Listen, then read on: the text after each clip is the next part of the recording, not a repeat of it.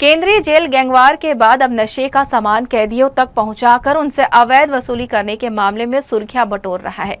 तमाम आरोप चार दीवारी के बीच बंद कुछ कैदियों के साथ जेल अधीक्षक पर भी लग रहे हैं। इसी को लेकर शासन प्रशासन से लिखित शिकायत भी की गई है। सेंट्रल जेल में गैंगवार के बाद जेल प्रबंधन पर बंदियों से अवैध उगाही का आरोप लगा है। यहाँ जेल में बीड़ी, तम्बाकू, गांजा और नशीली दवाइयाँ कैदी को आसानी से उपलब्ध हो जाती है। इसके एवज में उनसे मोटी रकम भी वसूली जाती है। इसको लेकर निरुद्ध बंदियों के परिजनों ने जिला प्रशासन से लेकर शासन तक को लिखित शिकायत किया है। वहीं अधीक्षक इस पूरे मामले में मीडिया को गोलमोल जवाब दे रहे हैं। जानकारी मिल रही है कि जेल में नशे के हर सामान की कीमत तय है। अवैध वसूली में जेल डीजी तक की मिली भगत होने का आरोप है। जेल में बंद कैदियों के परिजनों ने यह आरोप लगाया है। उन्होंने चीफ जस्टिस को पत्र लिखकर जांच कराने और दोषियों पर सख्त कार्रवाई करने की मांग की है। पत्र के मुताबिक चर्चित विराट अपहरण कांड के सजायाफ्ता कैदी को नियमों को दरकिनार कर नंबरबंद बना दिया गया है, जिसके माध्यम से पैसों की वसूली की जाती है। परिजनों ने अपहरण कांड के अभियुक्त अनिल सिंह को जेल अधीक्षक खोमेश मंडावी का संरक्षण होने का दावा किया है। पत्र में बताया गया है, जेल में 10 से 15 रुपए की बीड़ी के पैकेट की कीमत 200 रुपए है। 5 से 10 रुपए का तम्बाकू का पैकेट 100 रुपए, गांजा का जी पर 500 रुपए और नाइट्रा टैबलेट 100 रुपए में आसानी से मिल जाता है। यह अवैध वसूली का धंधा नंबरदार अनिल सिंह चलाता है। बंदियों के परिजनों का आरोप है कि अनिल सिंह कवर्धा में रहने वाला भाई सुनील सिंह के अकाउंट और मोबाइल के माध्यम से पैसे जमा कराता है।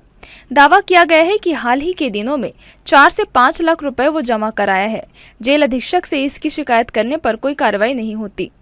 वह जेल के अंदर रसूखदार कैदी और बंदियों को मोबाइल भी उपलब्ध कराता है। इतना ही नहीं, रसूखदार कैदी और बंदियों को अच्छी रोटी, दाल, चावल और सब्जी उपलब्ध कराने के लिए मुख्य जेल प्रहरी और बाबा आलोक खरे ने 3500 रुपए कीमत तय किया है। वहीं पैसे नहीं देने वाले कैदियों को स्तरहीन भोजन दिया जाता है। उन्हें कीड़े लगे चावल, दाल के नाम पर पीला गर्म पानी और बिना मसाले की सब्जी मिलती है। इसी तरह बिना चाय की पत्ती और बगैर शक्कर की चाय मिलती है।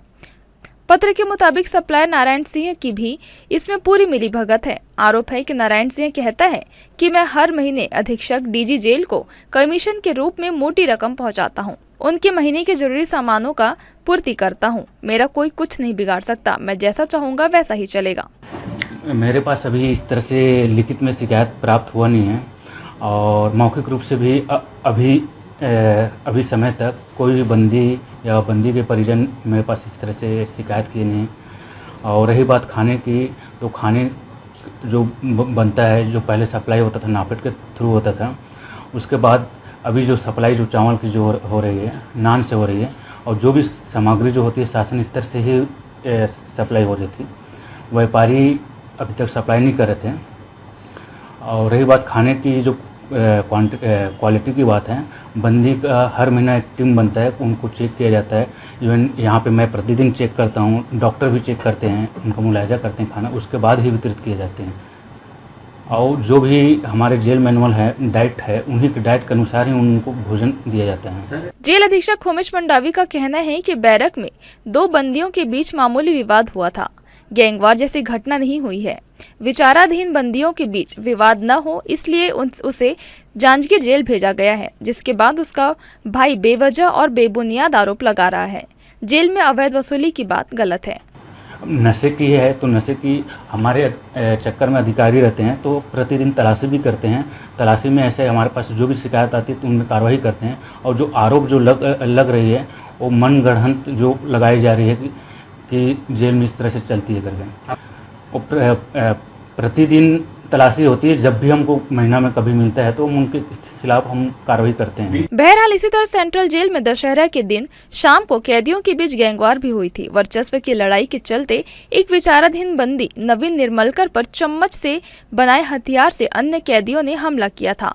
वो घटना से 3 दिन पहले ही नशे का सामान बेचने के आरोप में जेल गया था। इस घटना के बाद उसे इलाज के बाद सुरक्षा के बहाने एक अलग जेल में डाल दिया गया है। हमले की जानकारी मिलने पर उसका भाई तारण नीलमरकर उससे मिलने जेल पहुंचा। जेल से बाहर आने के बाद उसने पूरे मामले की शिकायत कलेक्टर से की है।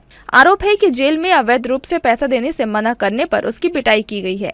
बंदी नवीन नीलमरकर के भाई ने मामले की निष्पक्ष जांच कर कार्रवाई करने की मांग की है। फिलहाल जिस तरह से जेल से विरुद्ध बंदियों के परिजनों ने शासन प्रशासन से शिकायत कर जेल की पूरी पोल खोलकर रख दी, उससे केंद्रीय जेल से लेकर शासन प्रशासन के ऊपर तरह तरह के सवाल उठ रहे हैं, जो गंभीर विषय है, जिस पर जरूरत है निष्पक्ष जांच कर दोषियों पर वैधानिक कार्रवाई करने की। जी न्यूज़ के लिए कैमरामैन मनीष पाल के साथ मोहम्मद नासिर की रिपोर्ट।